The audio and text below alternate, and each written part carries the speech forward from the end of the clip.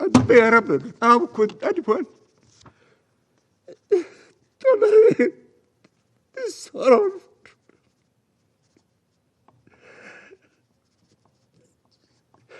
Excuse me, Mr. President.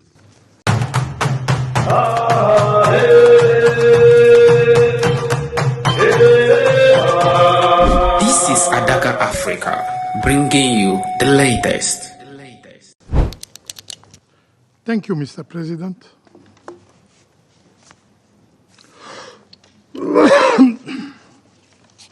At the outset, I would like to thank Ms. Sigrid Skag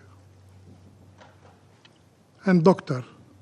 Feroz Sidwan for their statements. I want to seize this opportunity to express our support to Mr. Tom Fletcher for his briefing of last week on the suffering of the Palestinian people in Gaza. Mr. President, on the morning of Friday, May 23rd, Dr. Ala al-Najar left her home for her shift at the Nasser Hospital. She didn't know it will be the last time she said goodbye to 9 of her 10 children. This pediatrician, who had spent her life saving children's lives, became a grieving mother, forced to identify the calcinated remains, the calcinated bodies of her own sons and daughters. The body delivered to the emergency room by her colleagues in the very corridors where she once gave hope to others.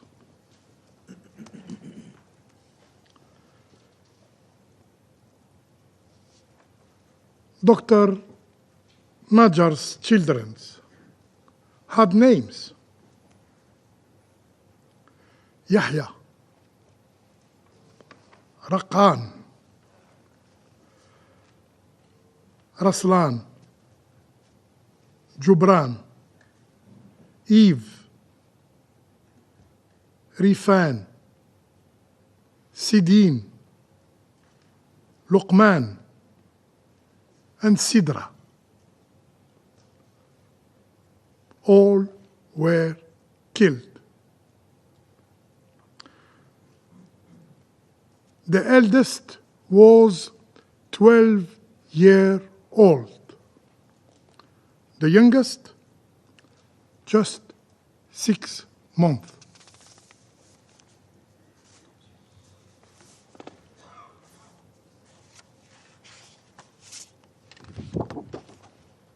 These are these children.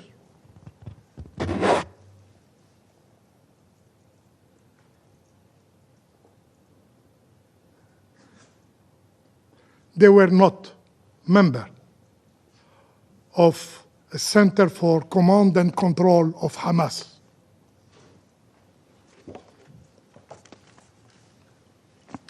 As Dr. Najar buries her children,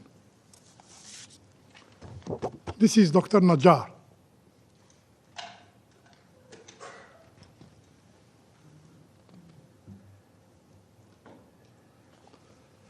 As Dr. Najar buries her children, her husband, Hamdi, is still lying in deep coma. And her 10-year son, Adam, critically wounded, is lying in the hospital. We hope he will be surviving.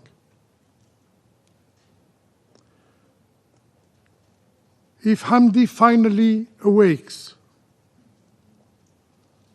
what will she tell him? And when Adam asks about his brothers and sisters, what story can she tell him? President, in another horrifying scene, young Warda, Sheikh Khalil, a 6-year-old girl, tried to flee the flames.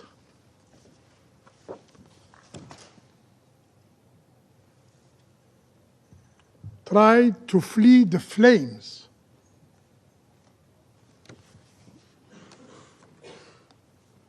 The flames engulfing her school, her shelter, after an Israeli airstrike. This shelter, meant to protect displaced civilians, became a crematory oven.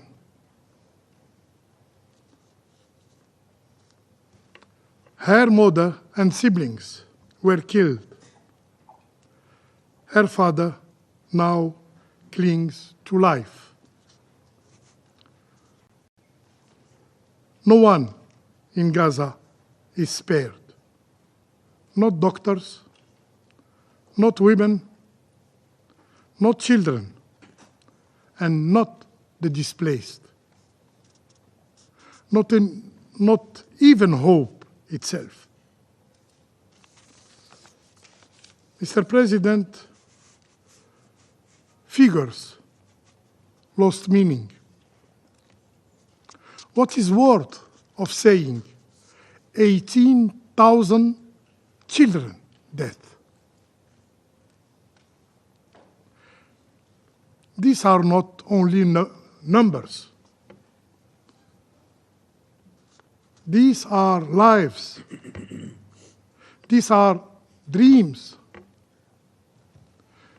These are voices, playtimes, lullabies. They were extinguished. They were the warmth of homes, the joy of classrooms. They were the pulse of neighborhood.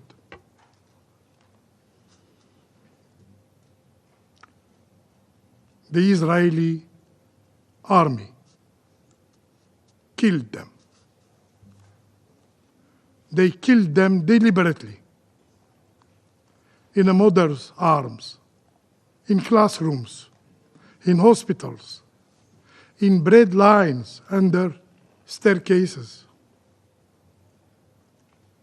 and in tents. Their deaths were not collateral. They were the consequences of a system that sees Palestinian lives as not human, as disposable.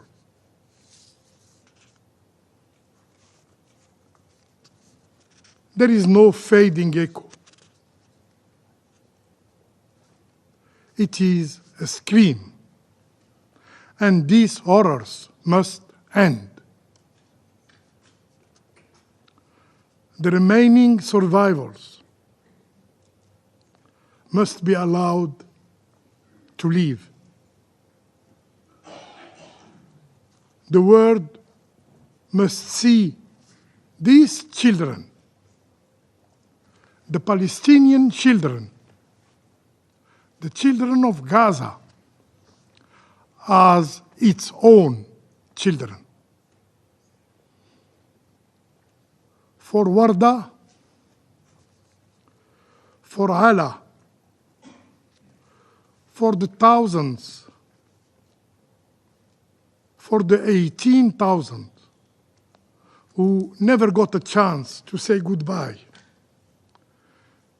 we must act. Mr. President, words of condemnation are no longer enough. We must act now.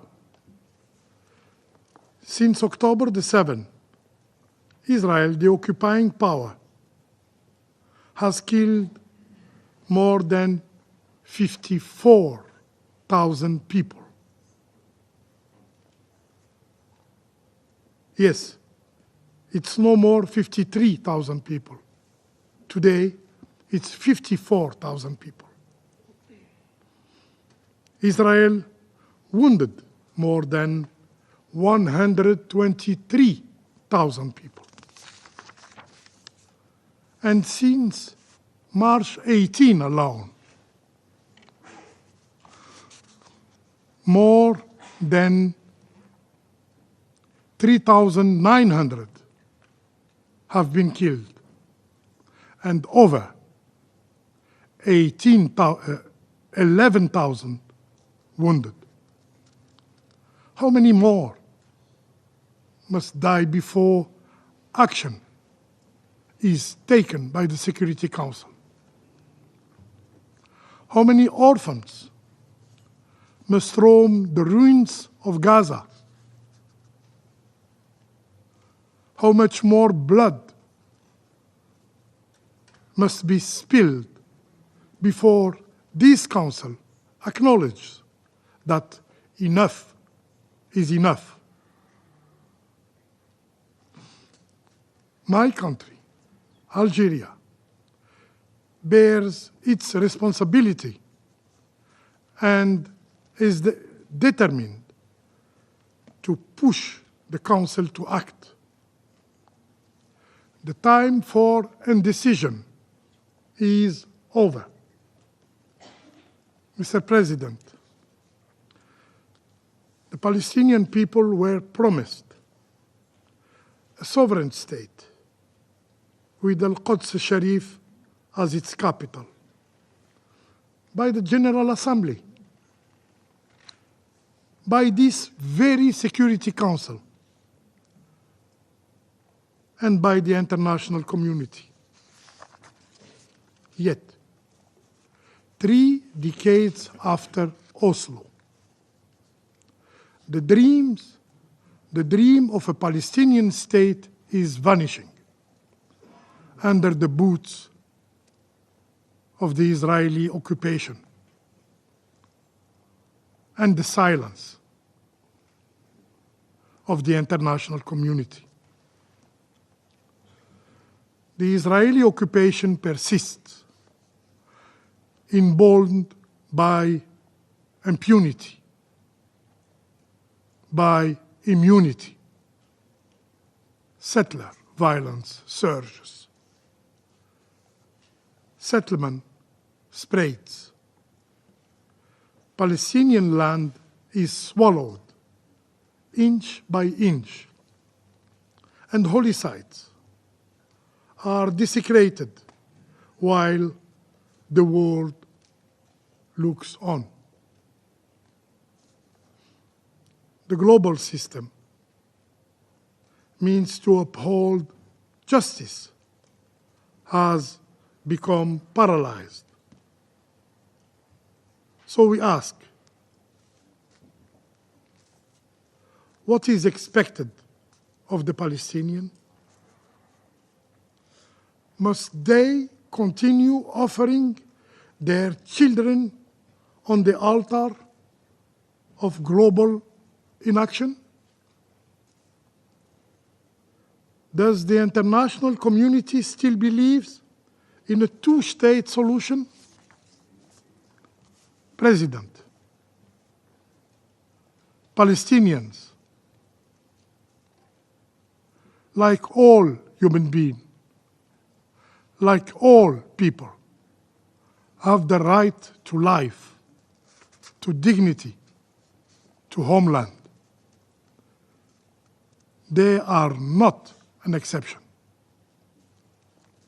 We must resolve this conflict as its roots, not just a lasting peace can exist.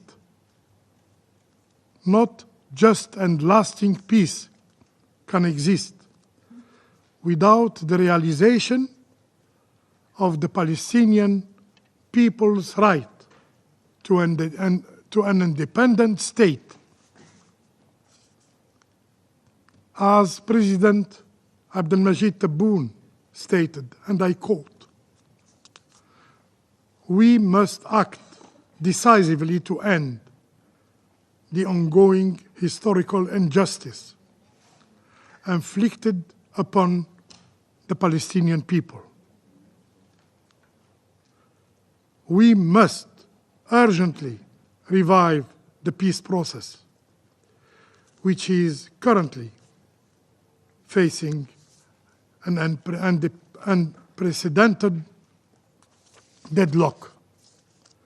It is imperative to compel the occupying power to comply with the relevant United Nations resolutions and to adhere to its obligation.